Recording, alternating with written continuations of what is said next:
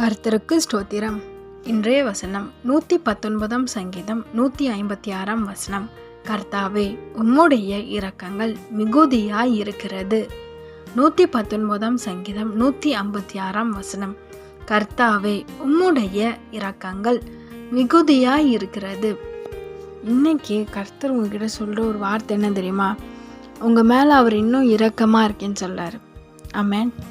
இரக்கம்னா என்ன அப்படின்னா, நம்ம தெரிஞ்சோ தெரியாமலோ ஒரு தப்பு பண்ணுவோம், அதை இயேசுப்பா மன்னிக்கிறார் தெரியுமா? அதுதான் இரக்கம். நம்ம மேலே அவர் அன்பாக இருக்கிறாரு தெரியுமா? அதுதான் இரக்கம். நம்ம செய்கிற ஒவ்வொரு தப்பையும் மன்னிச்சு விடுறாருல, அதுதான் இரக்கம்.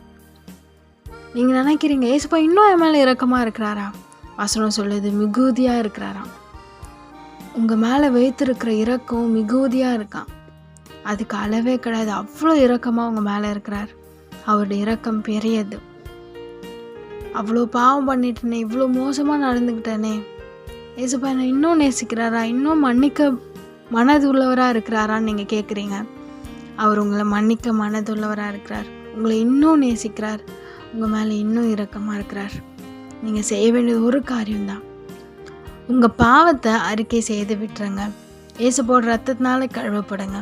அவர் உங்கள் இருதயத்தில் சொந்த இரட்சகராக ஏற்றுக்கொள்ளுங்க. ஏசப்பா உங்களை மன்னித்து அவருடைய பிள்ளையை ஏற்றுக்கொள்வார். உங்கள் மேலே அவர் இன்னும் இரக்கமாக இருக்கிறார், இனிமேலும் இருப்பார். பயப்படாதீங்க, அவர் உங்கள் கூட தான் இருக்கிறார். உங்களை ஆசீர்வதிப்பார். ஆமென்.